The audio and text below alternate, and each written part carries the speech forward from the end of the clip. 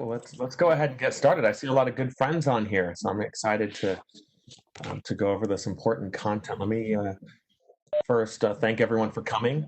My name is David Lubin, and I'm with University CoWork. Most importantly, we're joined by two distinguished public servants. First, we have the 20th Ward Alderwoman Jeanette Taylor, and we also have the state senator from the 13th District, Robert Peters. And so, without further ado, let me introduce Alderwoman Taylor, and she'll get us started. So good afternoon, everybody. I want to thank you all so much for getting on this call. I want to thank David and University CoWork for giving us the opportunity to be able to give out this information. We are in times where our small businesses and business owners are definitely struggling. And with so much information out, it's hard to get the right information. And so initially when I called David to ask some questions about what do business owners and folks in my community do to get a hold of those loans and be counted to make sure that they're able to get those funds, we had a real thorough conversation that A, I could understand, and B, from what he was saying, seemed to be very easy. So David, myself, and John Fedira, who works in my office, thought to have these Zoom calls that gives out the information and how easy it is to fill out for some of these loans and grants and how to get some of this stuff forgiven. And so that's important to me because I want to be able to support businesses in and out around our community. So thank you to David and University CoWorks, and I will turn it over to Senator Peters. Thank you, Alderwoman. Thank you, University CoWork and David. Yeah, I mean, I was asked to come on a little later, but I couldn't be happier to partner in this time of crisis. I think it is essential that people, learn these resources, learn what's going on to help them get through this. And so I'm grateful that there's this sense of community around uplifting those entrepreneurs and small businesses. This has not been an easy time for any of us. It is difficult. We have a lot of anxiety that is very real. It is a dual crisis, one a public health crisis, another an economic crisis. And the only way we're going to be able to get through this crisis and get through all of this is one, having the resources that we need, and two, sharing those resources with as many people as possible. And so as I see about 30 plus people on this, this is an opportunity for us to learn about what we need in our communities in order to get by, especially as small businesses. And also we can play a role. I come from organizing. Alderwoman Jeanette Taylor comes from organizing. I think even David's got some organizing background. We have the ability to spread this out to more people so that they can learn what they, the resources and the information that they need. And so I'm thankful for University for hosting this, and for Alderwoman Jeanette Taylor for hosting this. And I think this is a real opportunity for us to come together during this difficult but real times, and an opportunity for us to build a community and to relate to each other in a new way. So thank you. Well, thank you both. I can say from a personal level, I'm very happy to have to live in a district and a ward that has such dedicated public servants.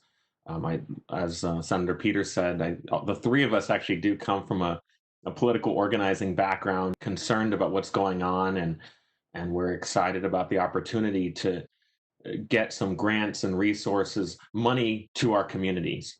And so without further ado, let's go ahead and get started. We are going to record this session, and we will make it available on our website, on the universitycowork.com website. We'll put it on YouTube. And, I don't know, maybe Joan, who works with Alderwoman Taylor, or Alexandra from Senator Peters' office, they're both also very interested in economic development. So I'd like to thank them. Thank Paulina from University CoWork, who's helped put this together.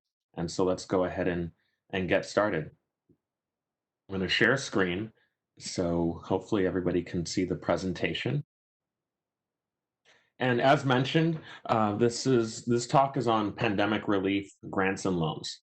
And so, it's important to understand that there are trillions of dollars of resources available to people. And the question is, who's going to get it? And what we would all like to do is make it so that as much of this money can come to our community, our neighborhood, our neighbors, the people on this call, as much as possible. And so we're going to talk about how people that are sole proprietors, like anybody that drives an Uber, a Lyft, has an Airbnb, has sold things on Etsy, has used eBay. Sole proprietors can get this money. Nonprofits can get this money, and small businesses can get this money. Some of the funds are actually available for artists and beauticians and singers and musicians and all sorts of different types of people, minority-owned businesses, women-owned businesses. And so we're going to talk about all of that today. So, let's go ahead and get started. Now, first, very briefly, I'm just going to share what University CoWork is. We are the first full-service business development center south of the Loop, and our focus is on uplifting business and nonprofits that are our members, as well as our Woodlawn neighbors. And so we do that through a variety of ways. We've got the second strongest business community on the south side of Chicago, which is pretty incredible since we've only been here for about a year and a half. We have a virtual mail service, a $50 virtual membership. We have private desks, private offices, and a place to work that actually costs less than $100. And so we're very proud of what we've done, and we're very happy to be a vibrant part of our community. And so, before we get started, I do want to share this disclaimer that this presentation should not be considered legal or financial advice, and that each person should consult with an attorney or a financial professional to determine what's best for your individual situation. But what I will say, what University CoWork is really good at, what Alderwoman Taylor's office, what Senator Peters knows, coming from an organizing background, is that a community is much stronger than a guru.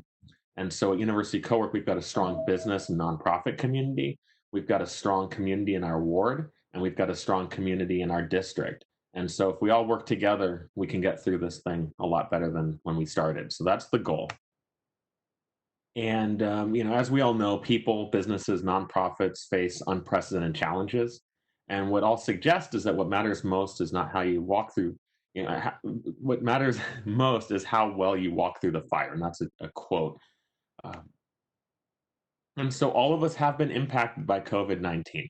Relatives or family members have the virus or in quarantine. Businesses and nonprofits have been forced to close. Children are not in schools. Clients are impacted. And so there's an existential threat to businesses and nonprofits that we haven't seen in this country in over 100 years. And so the Congress, the president have taken an initiative to pass some help. And so this is actually the fourth iteration of this presentation. The first one was saying, help is coming. The second one was saying, hurry up and apply because the money's going to run out. The third one was saying, okay, the money ran out. Let's prepare for the next round of help. Right now, we're in a situation where the CARES 2 Act was passed and there's more money available. And so we need to act, and we need to act now because this money is available, but it's going to disappear again. And so we'll probably do a fifth version of the presentation to say, okay, the first options are gone, now what?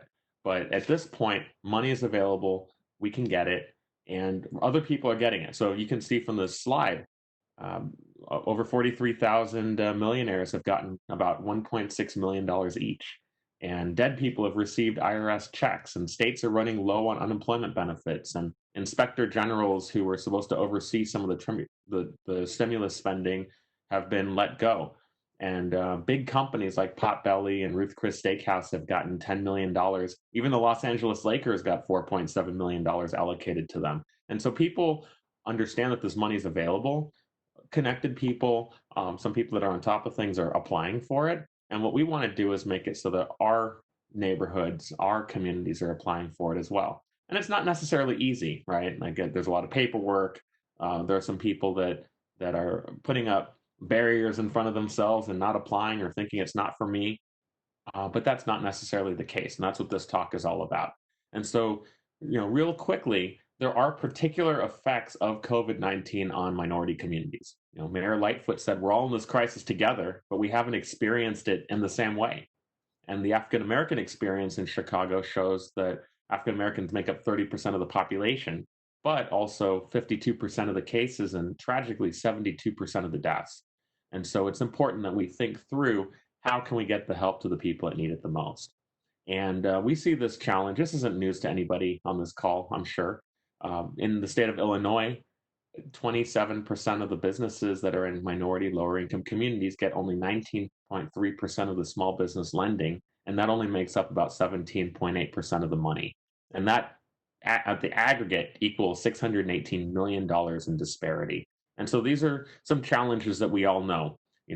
Look at the picture between Woodlawn and then a few blocks south Hyde Park, or excuse me, Hyde Park and then a few blocks south Woodlawn. You see that there's a visible, visceral difference in the neighborhoods in which we live. And so when we talk about $1 trillion, I want everybody on this call to understand that that's a lot of money. These are actually stacks of $100 bills in front of the White House, and that's $1 trillion. The CARES Act itself, along with the CARES 2 Act, is a several trillion dollars. And so $2.2 trillion have been allocated with these acts, and that comes out to $62.85 per person, every man, woman, and child in this country. That's only about a third of the money that's going to be spent, most likely on the stimulus. So it's important that the people in our neighborhood and in our city get this money, and it's challenging. So here's a slide that shows that a lot of people are getting declined. 52% of the people that applied didn't get the loan. If you were Latino, there's a 91% likelihood that you were denied by a Main Street bank. If you were African American, 95% chance of being denied by a bank. We want to get this to 100, and so that's what we're doing. So where's this money going? We want it to come to our neighborhood. So that's what this talk is all about. Lastly, and this is probably most important, why does this matter? To me personally, it's not just about helping our neighbors and our community, it's a civil rights issue. And so I think it's important that we all figure this out. And so what's the takeaway? We need to apply. We need to get this money. We need to get it into the hands of ourselves, our family, our community.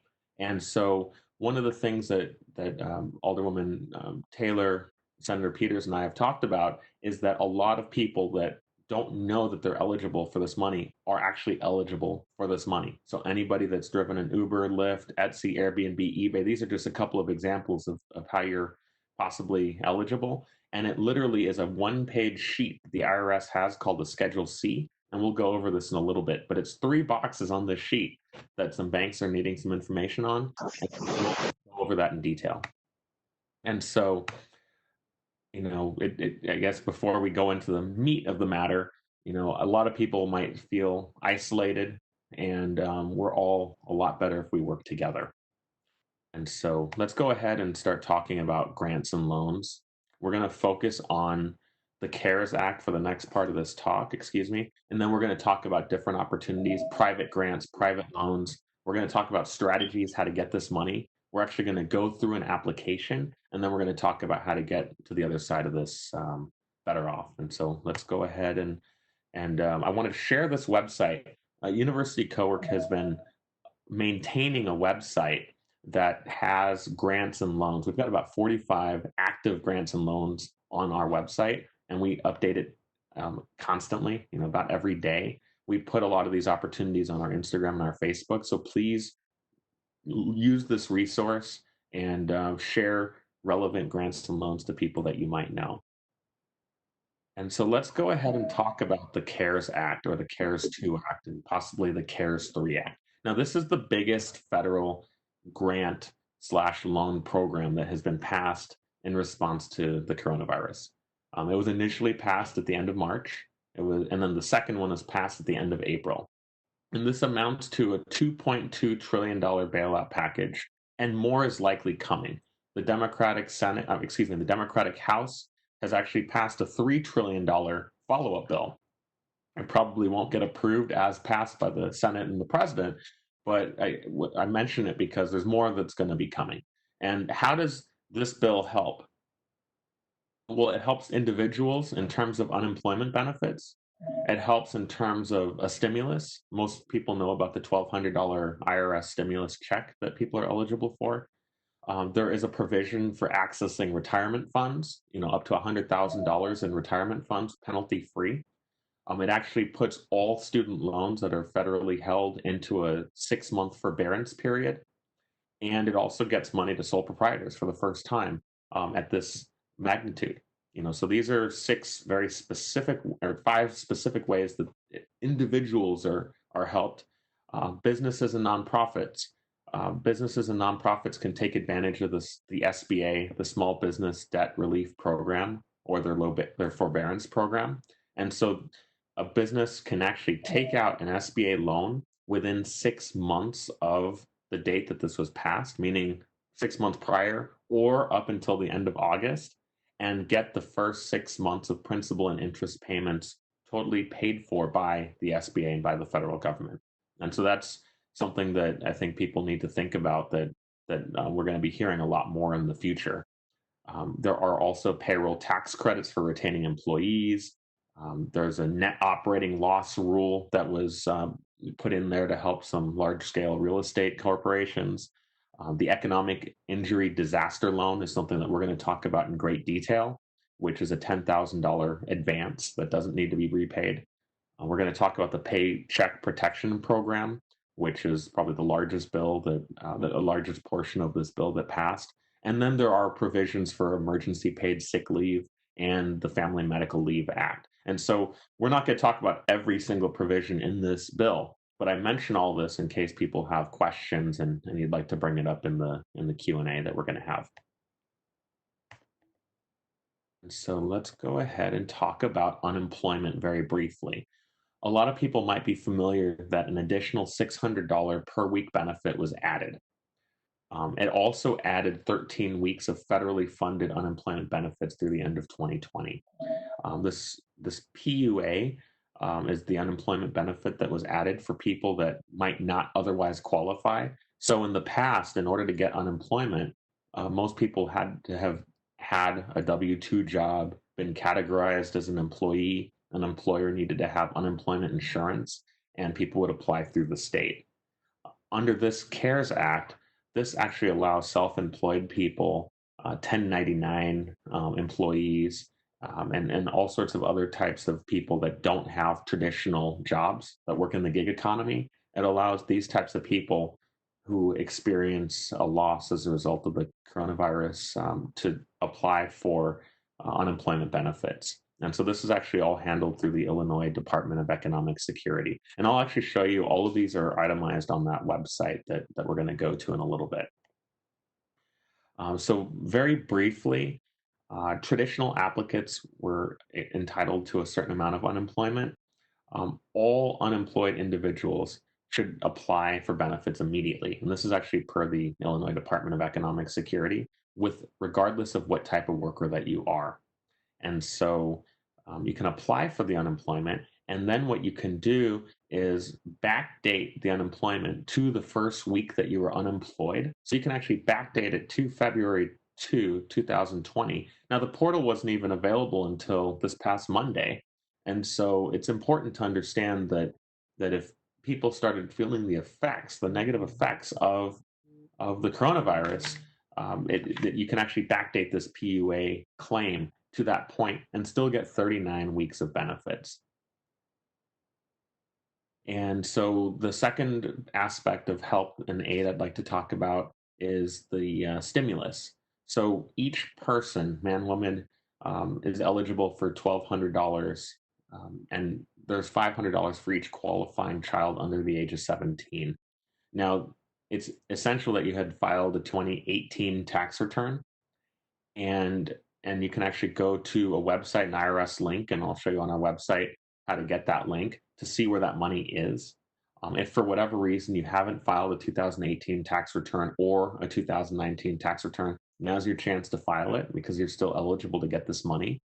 And just note that there is an income qualification. So, it phases, the amount of money that you get is actually reduced given your income from between $75,000 up to $112,500.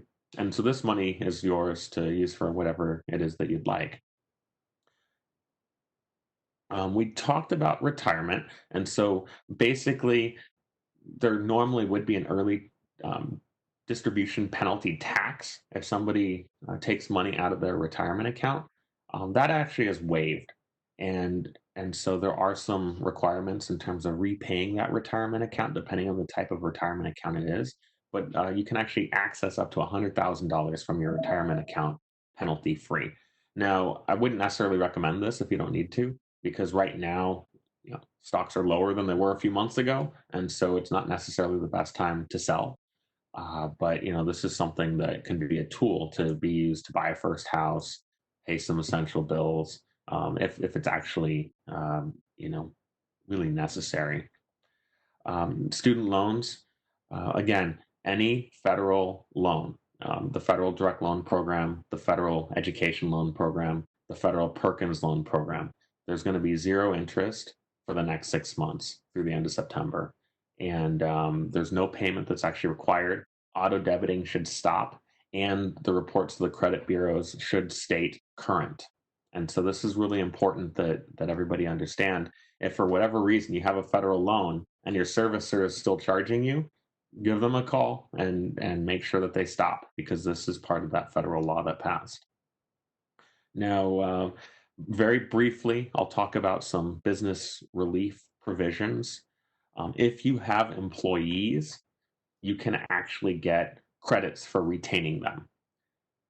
Now, if you do this, you're not eligible for the PPP. And so most people are going to go for the PPP, which is a loan program that we're going to talk about in a little bit. And there's also a debt relief program that if you already had loans, you can actually put the first 6 months or those 6 months of payments into forbearance. I'm not going to talk too much about this, but there's also an employer payroll tax holiday. So this is if you're an employer and you have a lot of employees, you can actually defer the payment of Social Security tax and other taxes on your employees, and you can get a credit for retaining employees. But again, either of these two options disqualify people from the PPP. And so let's talk about the first of the two federal programs. And I'm going to slow down here because I want everybody to apply for this. This is the Economic Injury Disaster Loan. And so this loan has changed in the last several months, from the CARES 1 Act to the 2 Act, and it's still changing. So originally when it passed, it was a $2 million loan, up to $2 million with a low interest rate for 30 years. No personal guarantee if you up to the first 200,000, and there was a $10,000 advance that was forgiven even if the borrower was denied the loan. It has changed, and so now the $2 million cap is now down to $25,000, and the $10,000 advance is now $1,000 per employee up to 10 employees. Now, this is for each business, and sole proprietors can apply for this. You might only have one employee yourself, so you might only be eligible for $1,000, but it's still better than nothing. And so it's still changing. The president and the administration is trying to make it so that only people that work in agriculture can apply for this. And so that's one of the challenges. There are some senators that have written to the president and have asked that it be available to everybody, like it was originally intended in the original bill, but we'll see what happens. But regardless, if the application is still available, I urge everybody on this call to apply, and to apply now. And what do you need in order to apply? Well, you need an EIN number. If you're applying as a sole proprietor, you need a Social Security number. You need the incorporation date of your business. You need your sales from last year, or excuse me, yeah, from last year. And then you need your cost of goods from last year. And then you need the name of your company, your Social Security number, your phone number, and your business address, which cannot be a P.O. box. What documents might be needed later? Well, they might request a tax return. They might request a financial statement. They might request this transcript, which basically allows for the SBA to get your tax records from the IRS. But for the most part, to apply, It's very simple, and they're only going to ask you for these 4 pieces of information. So I want everybody on this call, if nothing else comes across, apply for this EIDL as soon as it's available, if it's available. If it's not available now, wait for the new law to pass and it might become available again. Keep this on your radar because almost everybody should apply for this. I already talked about some of the changes. And the second opportunity I'd like to talk about coming from the federal government is the PPP, or the Paycheck Protection Program. Now, this is a loan that is 100% guaranteed by the federal government. It's non-recourse, there are no fees, and it's forgivable if if you follow the appropriate steps. And so how is it forgivable? Well, you get this PPP money, and we'll talk about eligibility, and 75% of the money needs to be used on payroll. If you're a sole proprietor, then that can be used to compensate yourself. And so that's the key. You have to demonstrate that you have been harmed by COVID-19, which every single person in this country has. And in order to be eligible, and this is the key date, February 15th, 2020, you have to have been making money as a sole proprietor or as a small business before February 15th, 2020. So if you were in business before that date, you're good. Now, this also is eligible. Let's see, you got small businesses, nonprofits, veterans organizations, tribal organizations. As long as you have less than 500 employees, you're eligible. And so what is eligible for payroll? Well, you've got compensation, salary, wage, commission, vacation, health, retirement, state and local taxes. And it's only up to the first $100,000 per employee. Now that's for the 75% that's considered payroll. Now the other 25% of the PPP, if you have it available, can be used for interest payments on mortgage, rent, utilities, other debt obligations that were incurred from prior to the actual coverage period, that were incurred prior to the CARES Act being passed. One thing I'll note, a lot of people ask, can I apply for the PPP and the EIDL? The answer is absolutely yes, and I would encourage you to apply for both. But you cannot use you can't use the funds of the EIDL and the PPP for the same expense. So there's an accounting trick that needs to be played, and we'll talk about that when we're talking about the strategies of once you get these loans, how do we use them? And so very briefly, how do you calculate what you're eligible for in terms of the PPP? So if you run a business, you're looking at your monthly payroll times 2.5, very simply. If you're a sole proprietor, it's a little bit different. It's going to be what you got paid last year divided by 12 to get what your monthly compensation was, times 2.5. And so essentially, it's going to give you compensation that's approximately equal to 2.5 amount of a normal payroll.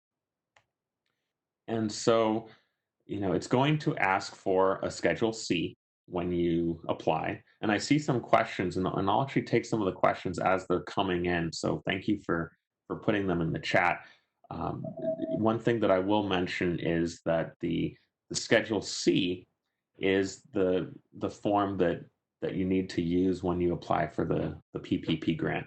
And so let me actually go to questions right now, because I think there were some questions that, okay, someone asked, I don't have a Schedule C, how do I get one? That's a very good question. I'm actually going to pull up a Schedule C on the website. And so if you haven't filed your 2019 taxes, you can still apply for the PPP, so that's one of the things I want to get across. I don't want people putting barriers in front of their own applications. I don't want people to not apply for things that they could get money for because they haven't, because of some complication.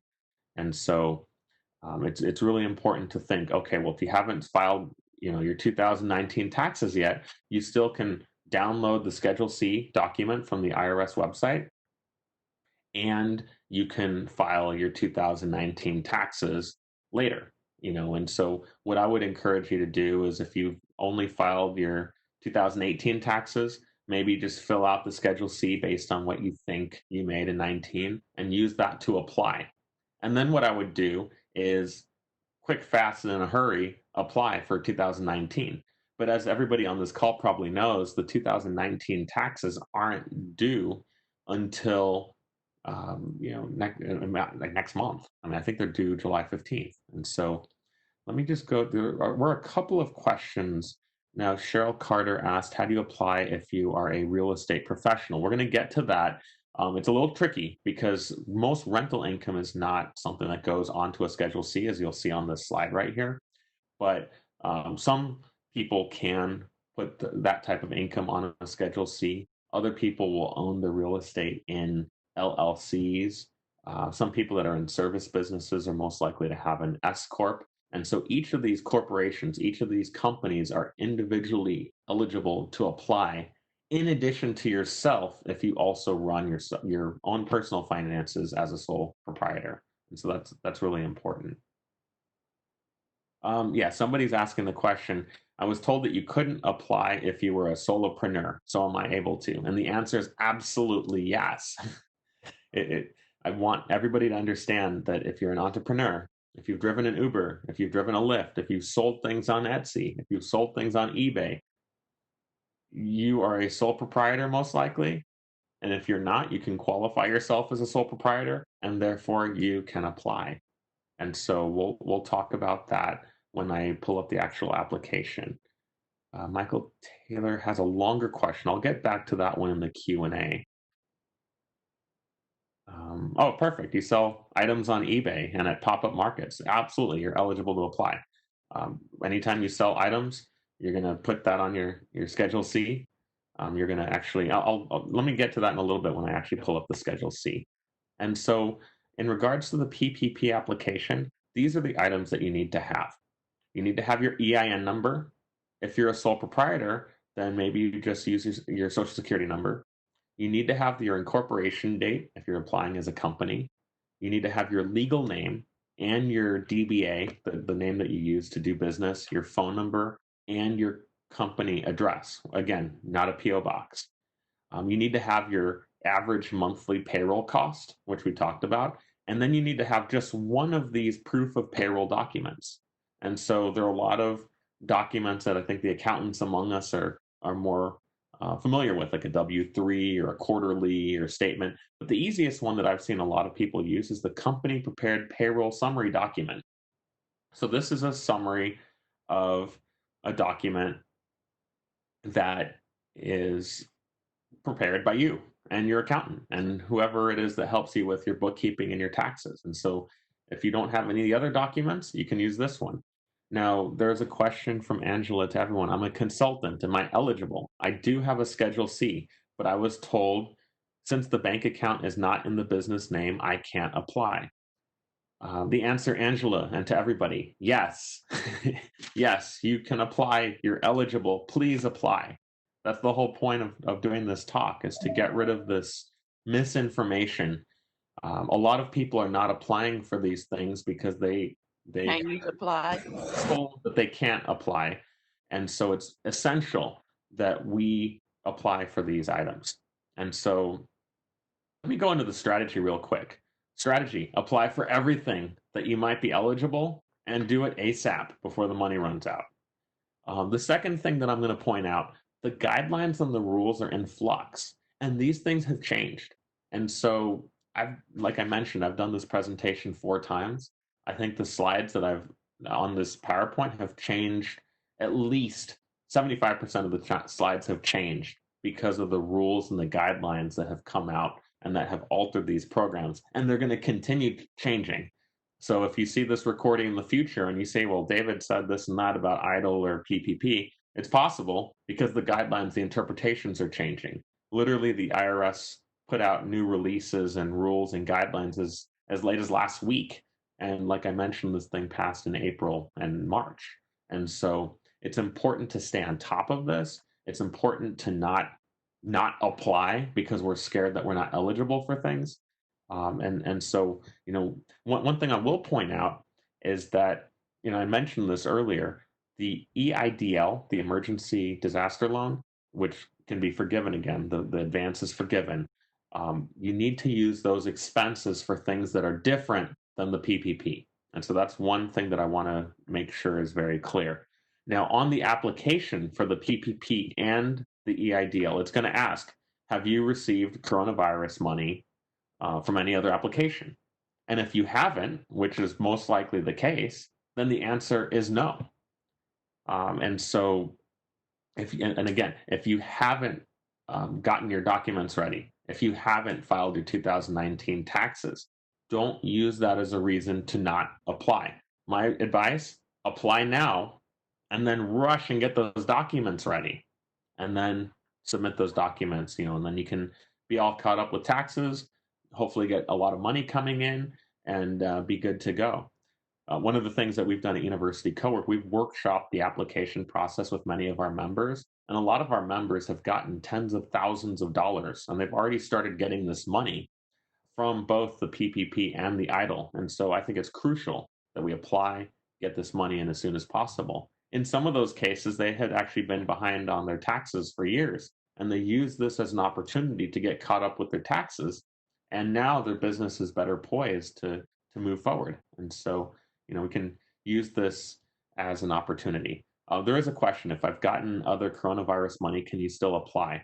Yes. Now, this question specifically is asking about other EIDL and PPP money. So the stimulus is not considered other coronavirus money. That's just a stimulative benefit of being an American that every single person received. And so that's separate from other coronavirus money. So don't not apply for sole proprietorship or business money if you got the individual stimulus $1,200 check from the IRS.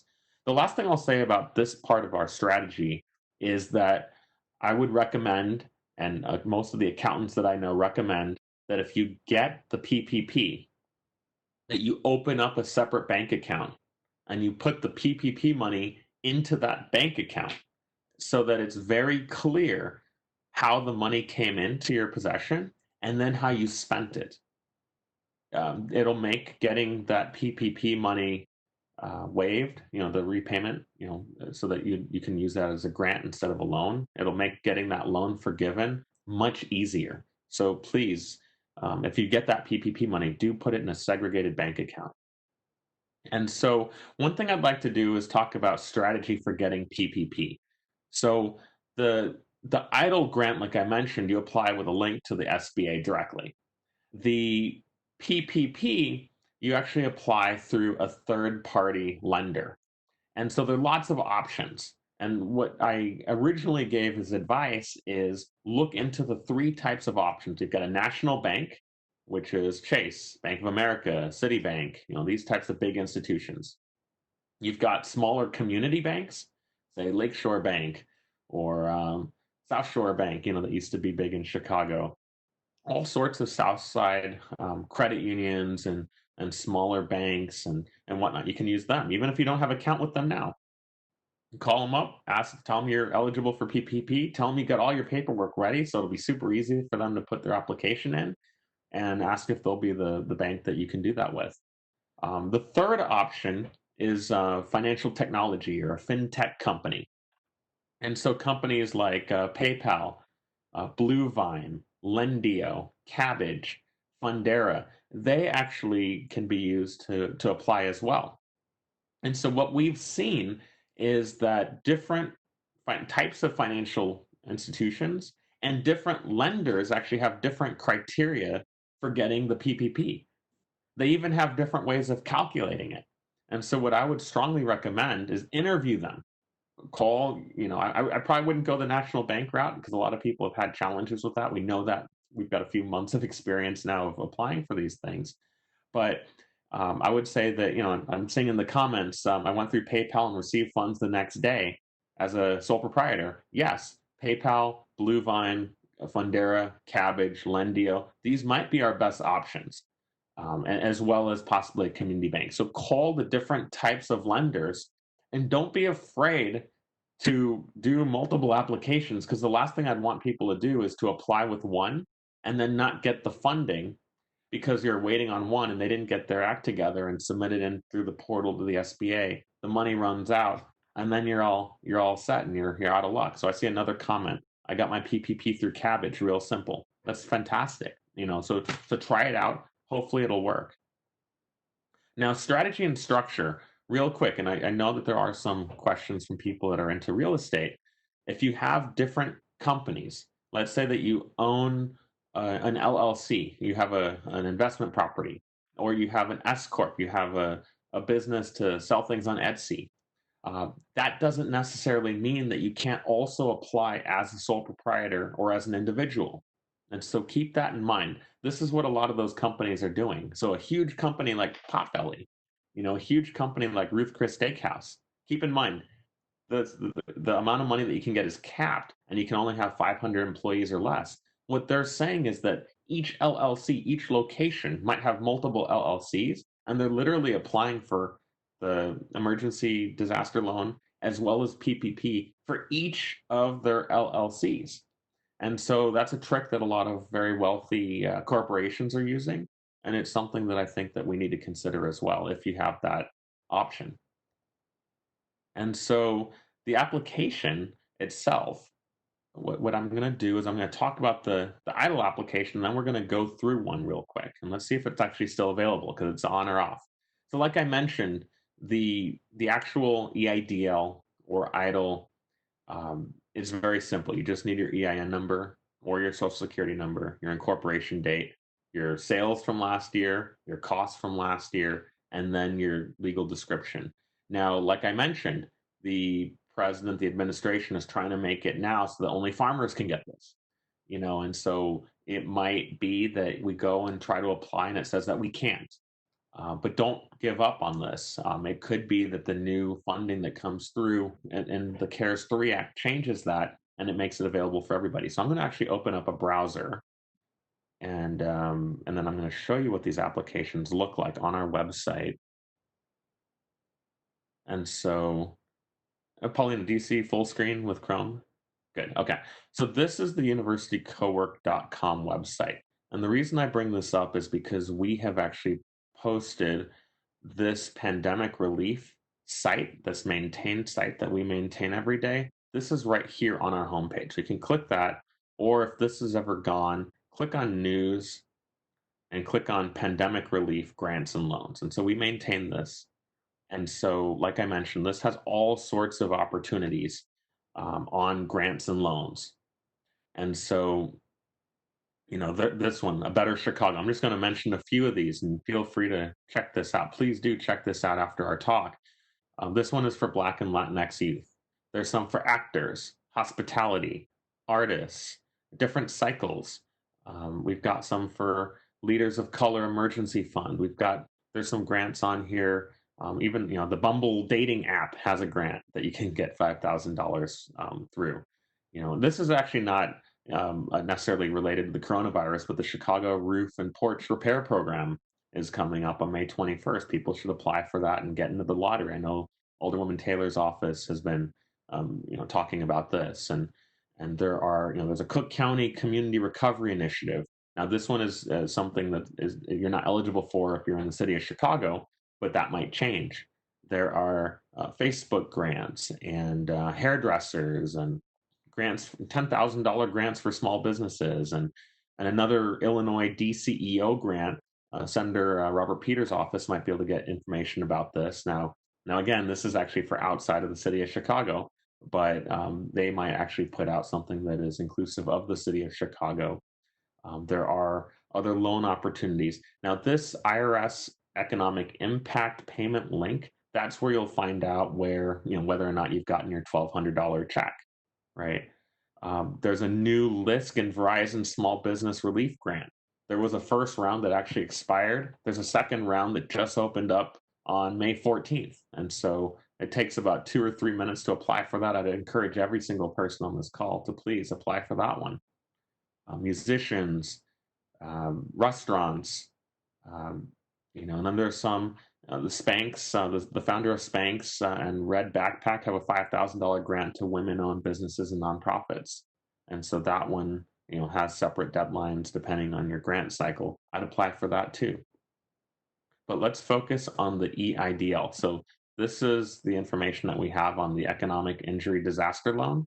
And then this is a link for the PPP, the Payroll Protection Program. And so on the EIDL, that's the economic injury disaster loan. Like I mentioned, the administration is trying to make it so that you're only eligible if you're in agriculture. And so if you click on there, if you Google it, you're going to see that they're only accepting applications at this point, the advance at least, to provide relief to U.S. agriculture. Now, I saw in the chat that some people have already gotten it, which is great. We actually have this other link, and let's see if it will work. Yes, it still works. Okay, good. So everyone should apply for this right away. So this is a link that is for businesses, private nonprofits, homeowners, and renters. And so let's go through the process really quick. I want everyone to see how straightforward this is. So if you're a business, you click here. Applicant is a business with not more than 500 employees.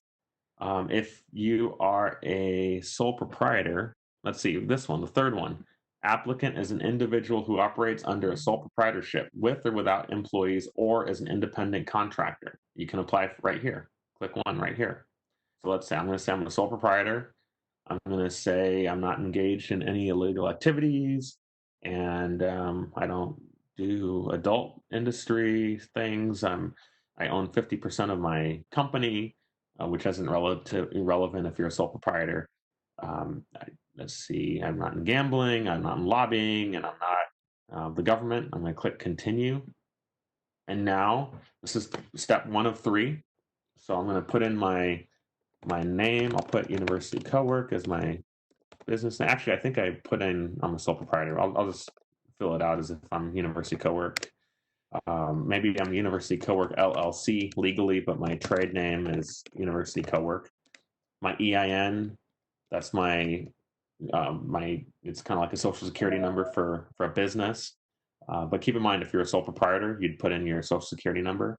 My organizational type, I'm a sole proprietor, C Corp, S Corp. I'll put in that I'm a LLC. I'm a limited liability corporation. Am I a nonprofit? No. Am I a franchise? No. Gross revenues. Let's say that I made $100,000 last year and my cost of goods was $50,000. So I'm going to have a $50,000 net. I don't own rental properties. I'll just put 0. Lost rent from rental properties. I'm not in agriculture. I didn't receive any other types of compensation from the disaster. That's asking if you've already received PPP money, essentially. The answer is no. Should I describe the other compensation? I'll say it's not applicable. My primary address cannot be a P.O. box. And so I'll put on, let's see, we actually have an address at the CoWork, so it's 6120 S University. That's my private suite, city, Illinois, zip code, my phone number, 751. I don't have an alternate phone, don't have a fax. Question, is the EIDL considered PPP? No, EIDL is totally separate from PPP. My email, the date it was established, 01/01/2020, current ownership since 01/01/2020, business activity, we do business services, detailed business activity, let's say that we have a mail center, and then number of employees, let's say we have 2. Okay, next. Now it's going to ask for the name of the owner. So let's say that the owner, let's see, it's Barkley, or Charles Barkley is the owner.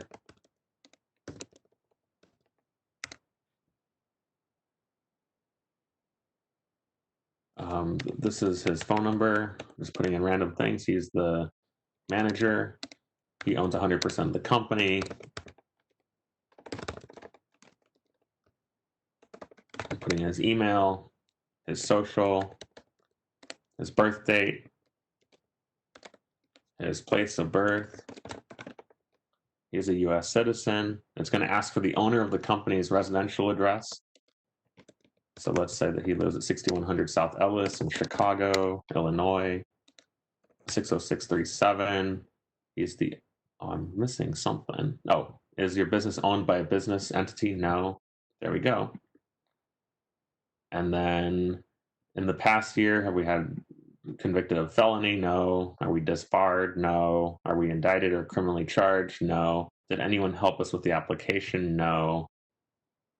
I'd like to be considered for the advance of up to $10,000. Yes. Now I'm going to put my bank account.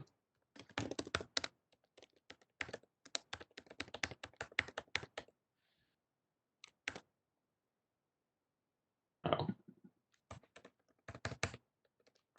And then I read this and I say that this is legitimate. And let me see. And then I click next. I don't know why it's not, I think it's because I didn't put a real routing number, but that's it. You know, and I think that took me what, like 3, 4, 5 minutes at most to fill this out. So please, if you do nothing else, see if you're eligible for the EIDL and apply for it. Now let's talk about the PPP once again. Now that one is going to be a little bit more complicating. And so that one, again, is through a third party. So the EIDL is directly through the SBA using this piece of, this form and that link on our website right here. And it's not a live link that's currently on the SBA website. So click that link. You might apply, it'll probably accept it, and then you might get a letter saying that they're not considering applications at this time. But that will you'll actually get it, hopefully you'll get a loan number from the SBA, put you in the queue, and if they do start giving the $10,000 grants again in the future, there you go. And so in regards to the PPP, like I mentioned, this is going to be through a third-party lender. It's 2.5 times the average monthly payroll. If you're a sole proprietor, that's going to be 2.5 times what you paid yourself over the last year. And so what you're going to need for this is a Schedule C if you're a sole proprietor. And basically what you're going to be doing, and again, if you haven't filed your 2019 taxes, you can fill this out and submit this as your application for your income. And the essence of this is putting in your name, your place of business. If there's no business name, leave it blank. Your address, your income. So let's say my income is $100,000. And then I'm going to need to put in my expenses. Let's say my expenses are $50,000.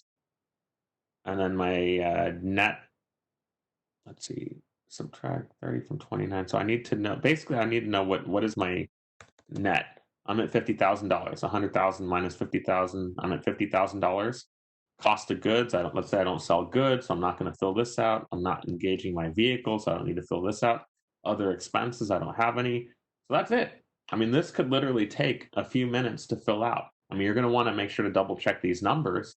And if you've already filed your 2019 taxes, well, it'll be easy because you've already done it. But you need to fill out this Schedule C form, which is, you could Google Schedule C IRS and it'll pop up.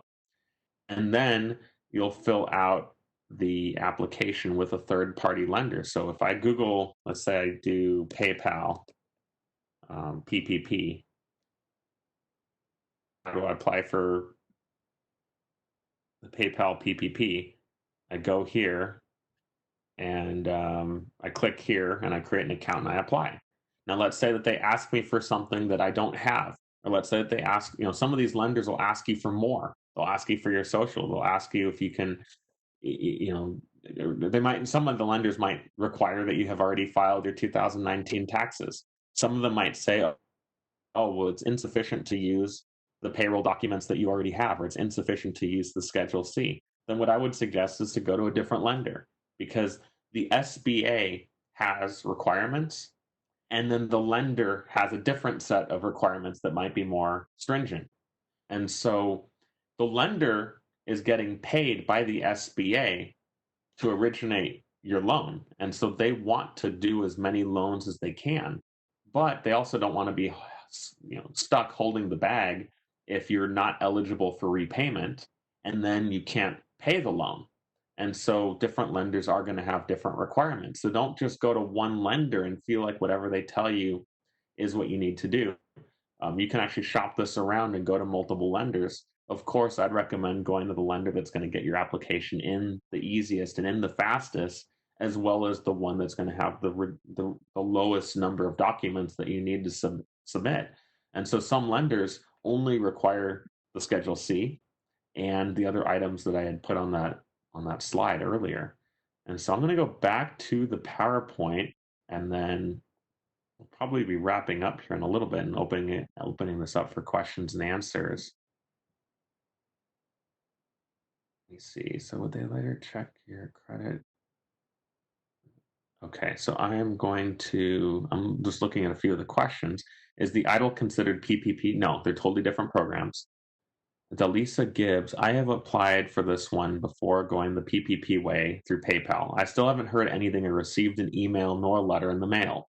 And unfortunately, that's actually pretty common. But this meeting has encouraged me to try again. Yes, do try again, please. That's why we're here. Cheryl Carter, so would they later check your credit for the loan or if it's forgiven? It's possible. I know that with the EIDL, the SBA will check credit. There isn't necessarily a requirement in terms of credit, but they will check credit. With the PPP, it depends on the lender. Some lenders will check your credit, some won't. There isn't a rule of thumb in terms of a certain credit score that you need to have in order to be eligible for the loan. And so we've gone through an application, and in closing, what we talk about at the CoWork is a plan to win. How can we learn from the past? How can we, take in this crisis? As Senator Peters said, it's an existential crisis. It's not just a recession or a depression, but also a public health crisis, all combined into one. So the question is, how do we take it in, not necessarily be reactionary, but figure out how we can adapt? And one of the benefits that we have is unlike most times in crisis, we actually have billions and trillions of dollars worth of aid that we can tap into as individuals, as small businesses. We can tap into this and get a lot of money to help us get through this challenge.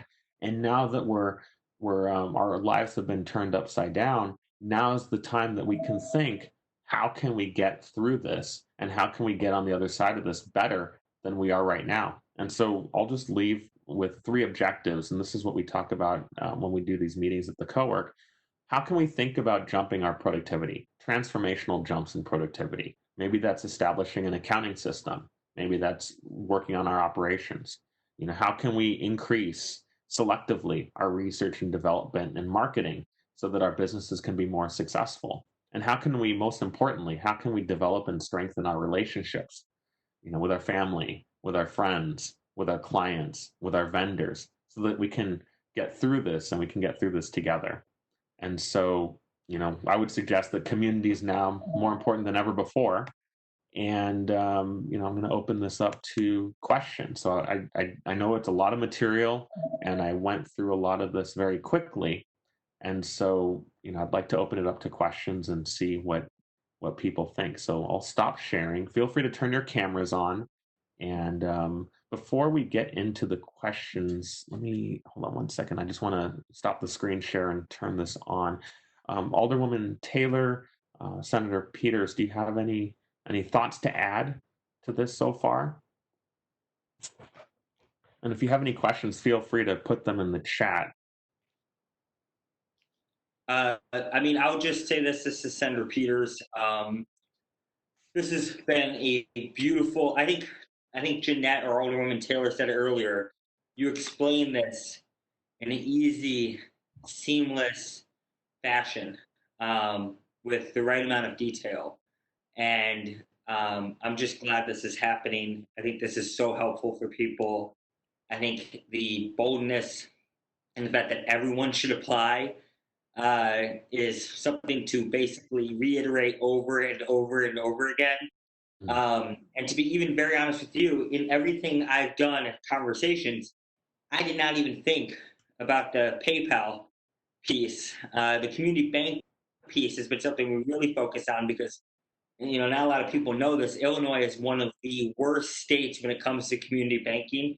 We rely very much on the big national banks and the big parts of financial sectors. And so we have a low community bank rate compared to other states, such as, like, say, North Dakota has a community state bank system. So it makes it harder for us. But the fact that we can use financial tech like PayPal helps sort of cover that gap. It's not perfect, but in this case, that's good for people to know. And so I just want to say thank you, David, for doing this in University CoWork and everyone being on here, and your ability to explain that. I mean, I'm a politician and I'm supposed to be really smooth with words, and I think I famously ramble if anybody ever hears me. And you actually showed me what it looks like to say something clear and concise to the public. So thank you again. Oh, thank you, Senator. Hello, Hello. my name's Charlize. Thank you so much. This has been, like he said, it's been very clear and concise, and I really appreciate you and the Universal CoWork presenting to this to the public. And also, I want to know, in the future, do you plan on having another conference? Yeah, I mean, we will have, we'll have to talk with our partners on this. Uh, on this, the information's Another changing question all the I had. time. Is there a And way to oh, I'm sorry. go ahead? I'm sorry. Go ahead. Oh, yeah.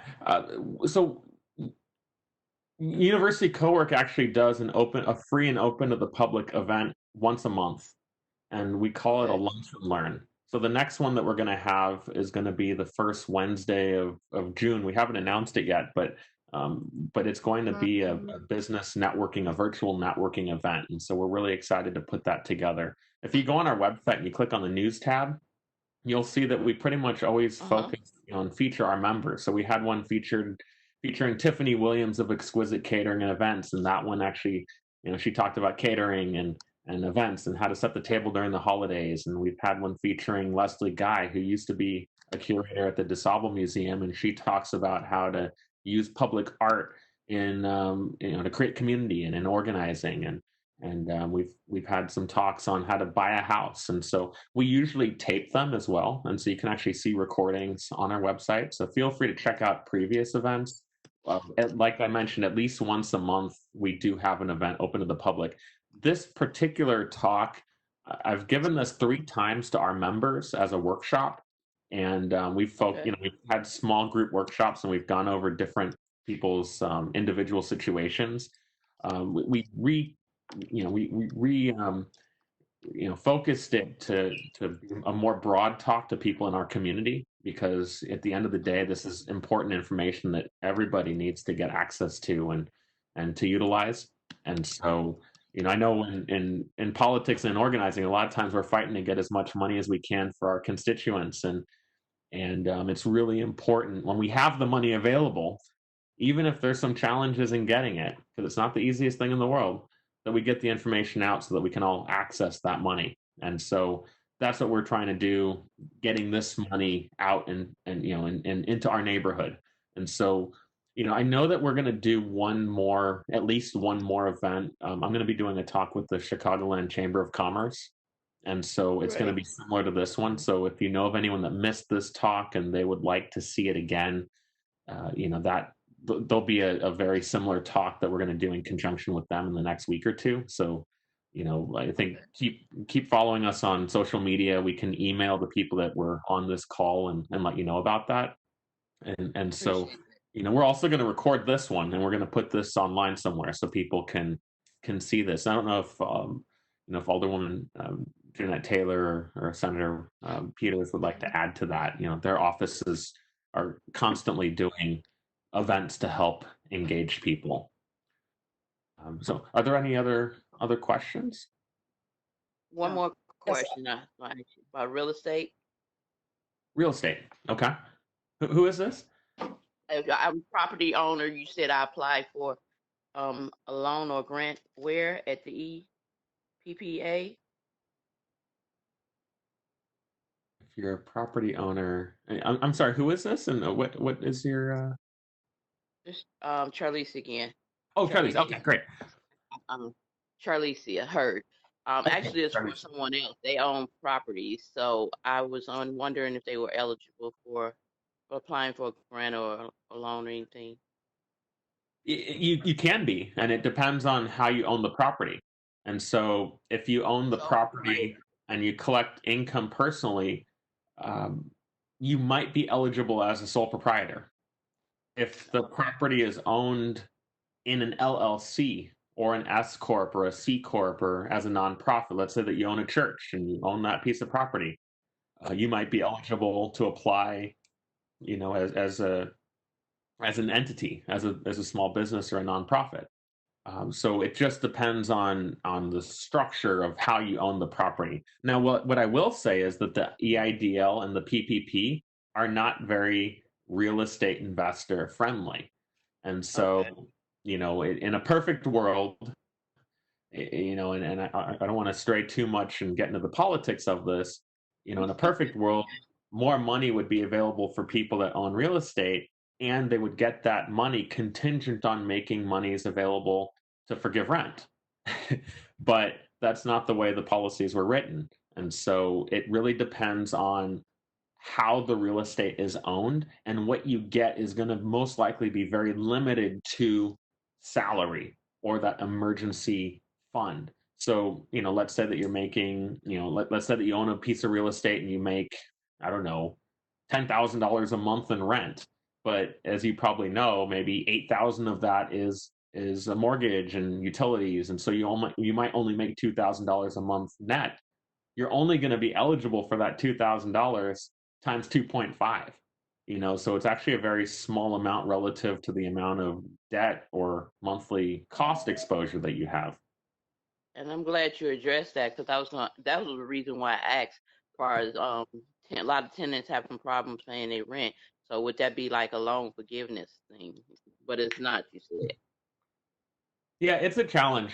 I mean, it's this is a crisis, and I don't think that policymakers, I really don't want to get in the politics of this, but the policies are not well written to either help landlords who have a lot of debt or tenants who have those obligations. But what I will say is that a lot of people that need money, they can take advantage of the PUA, which is the enhanced unemployment, right? And so there's an extra $600 a week, which is $2,400 a month on top of what you might already get from the state, that could be used to meet obligations like rent and food and things like that.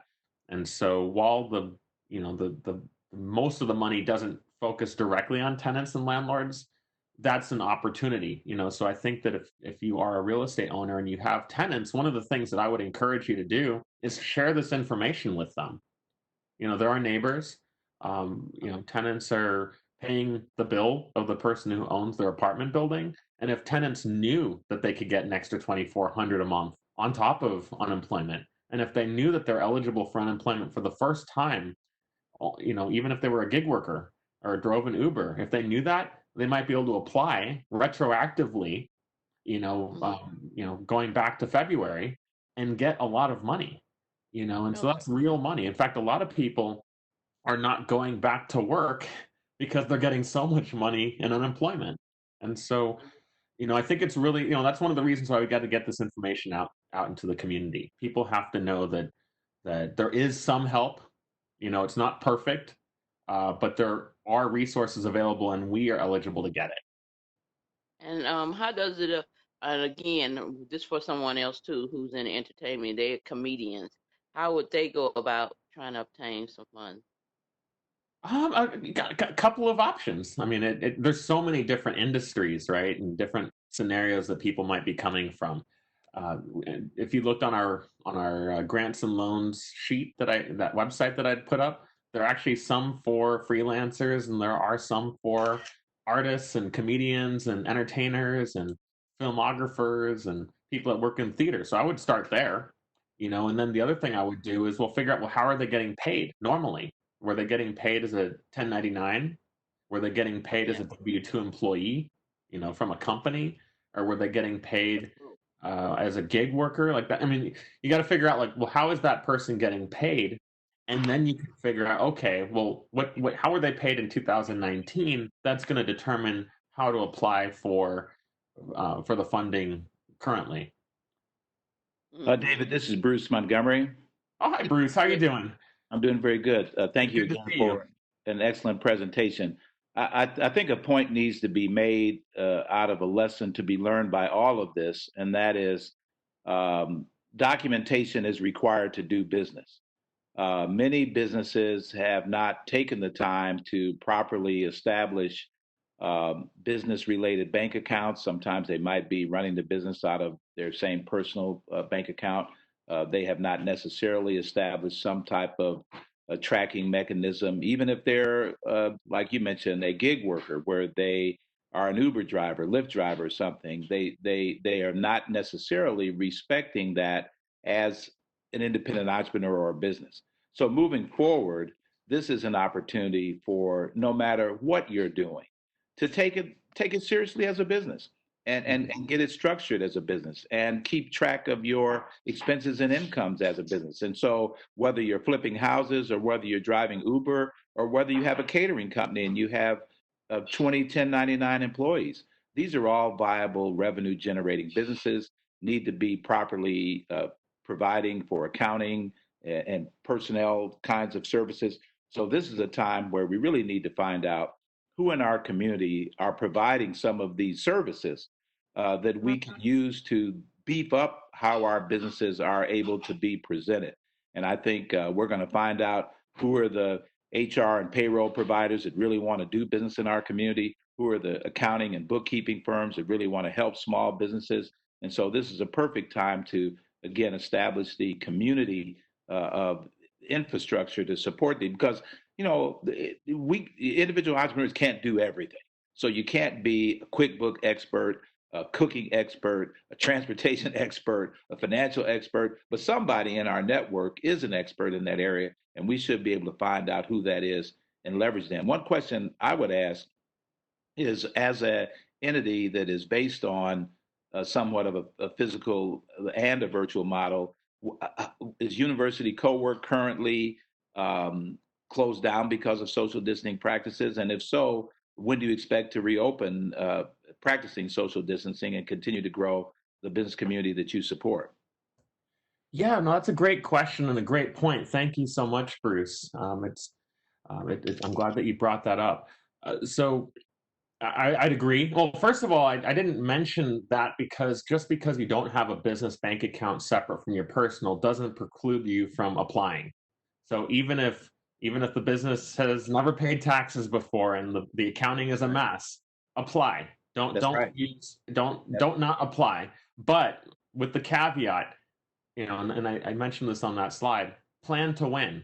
Now is a great opportunity. Now that we've all had to take that step back to get our accounting in order, put our team together. Have a lawyer review our structure. So that we can figure out, should we be an LLC or an S corp or a C corp? Do I know that I could retroactively convert my LLC into an S corp if it's better for accounting? What's my tax strategy? What's my marketing like? So this is the time that a lot of small businesses can take that step back and really figure out, where do I want to be coming out of this thing? How am I going to survive this thing, first of all? But after we figure that out, where do I want to be in 3 months, in 3 years, in 5 years? And it's really an opportunity for us one thing I say about Woodlawn, and I'd say this is probably the case for the 13th district and the entire 20th ward, we have some of the most resilient people in the entire country in our area. The people that have stuck it out. I've been in Woodlawn for 17 years myself. The people that have stuck it out in our neighborhood are tough, they're smart, and they work hard. And so we've lost population, we've had challenges, and we've got an amazing community. So if we got our books together, and if we really, if we built business credit, which is one of the things that we teach at the CoWork, put our team together, we're going to come out of this possibly doing better, hiring our friends and neighbors, and being able to bring in more revenue to our neighborhood. And at the CoWork, one of the things, I think your question was, well, what are we doing? Because we're focused on we have a facility and we do in-person events and all this kind of thing. Well, what I'll say is that at first we were concerned like everybody else. We didn't know what was going to happen. We canceled all of our events before we were mandated by the government because we didn't feel like it was safe.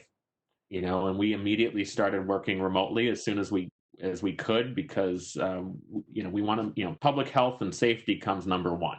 That's the paramount, and I think every business owner on this call could probably agree with that.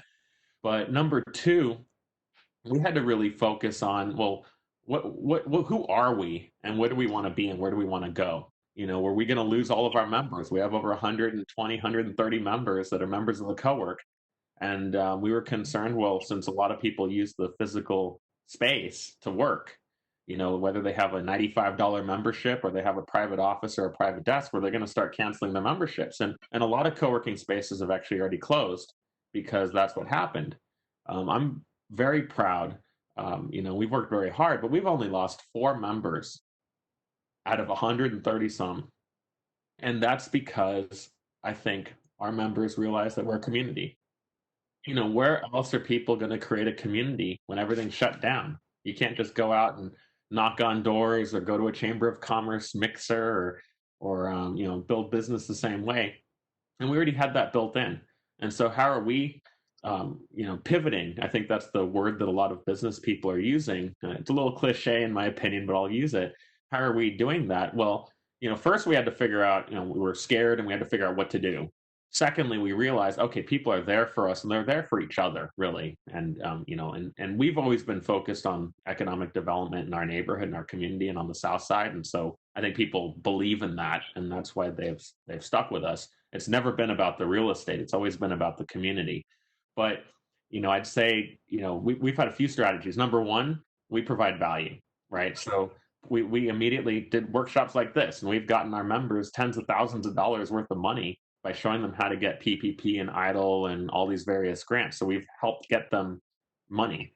Number two, we've pivoted all of our events online. And so our open to the public events have continued. So we did one on mental health, and we had 3 of our mental health practitioners. Actually, we had 3 people that were panelists on that talk, or 2 or 3, I believe, that gave a talk on pandemic and mental health. And we had another one on financial security, how to financial security in a time of uncertainty. How can we do this? And so these are members that we've featured, so it helps their business. They are shown as thought leaders, and then people in our community get access to this vital information. The third thing that we've done, we've actually improved our mail service so that people can actually receive mail and manage it remotely. So it's not just focused on the facility. People can actually click a button and get their mail forwarded to them. They can get their mail scanned and sent to them. They can actually set up contactless mail pickup. And so, we've had to reimagine what it is to have a mail facility for small businesses. And I think the fourth thing, and this is something that I'm very excited about, we've introduced a virtual membership. So in the past, we had a $95 membership, which was about a third of what it would cost to join a WeWork. And that was, it's about the community, but it also included working at the facility. We've actually introduced a virtual membership that'll be half that money. It'll be about $50 a month. People can actually build business credit because we're going to be reporting to the credit bureaus, and it will give people access to our member-only events, our mixers, our wind down social events, our business credit portal that we're working on, SEO boosts, social media information. And so we've been doing, creating more value online and virtually in a way that's not focused just on the facility. So I mention all this to show as an example, if we can do it in those areas, and like Mr. Montgomery mentioned, and he's been to our facility and been to several of our events, and I'm grateful for that. He's a good friend of ours. How can we change? Well, that's the same case for everybody, right? So if you're a tax preparer, there are a lot of tax preparers that are going to close their brick and mortar operations and start meeting clients via Zoom, and we've got members that are attorneys. We're actually setting up our conference room to be a Zoom room, if you will, so people can actually do remote meetings using our facility. and we're going to be, we've got an event space, and though it's not going to be used for events for the near future, but people are going to be able to use that as a studio to be able to connect with people, and using technology in different ways. So we've actually been building out our mail room so that we can handle the volume, because we think that we're going to have thousands of people that are going to need that mail service for only $50 a month. And so, we're constantly reimagining ourselves and reinventing ourselves. But at the heart of every single thing that we do, it's how do we provide value for current residents of Woodlawn, as well as Southside businesses and small businesses, sole proprietors, and nonprofits. And so that's we want to be at the heart of that, and we're always thinking about how can we connect people, how can we enhance what they're doing, how can we do that through education. And so, yeah, it's a long answer to your question, but I certainly appreciate it. Thank you so much again. Yeah, thank you. I'm sorry. Yeah, thank you. My name is Joseph Hermes. I'm with the Assyrian Community Fund, and I'm also a graduate student at the University of Chicago. Oh, great. So yeah, right down the street from me.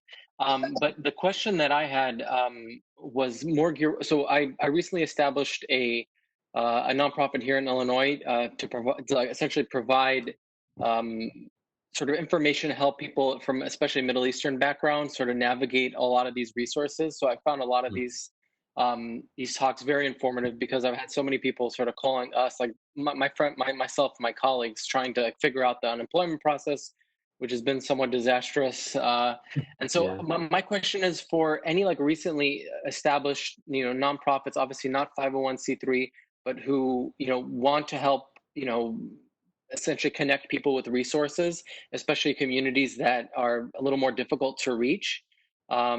What sort of resources are available for those types of organizations?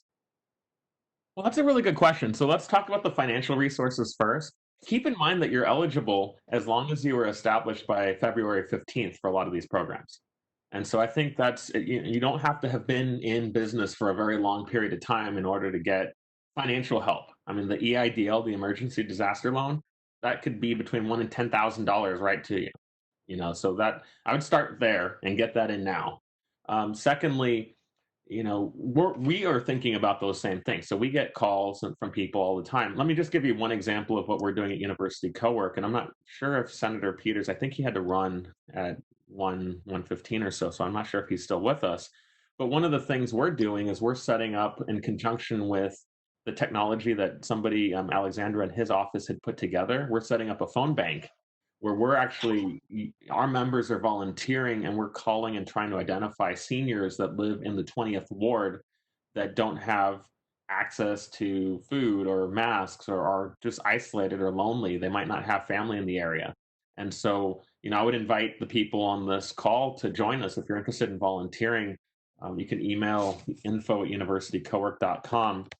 And I'm going to put up that email in the chat. You can email us there, and we can connect that. So what we're doing, we're calling the seniors, we're identifying the people that need the help the most, and then we're working with the Alderwoman's office to get some masks and PPE that she's collecting.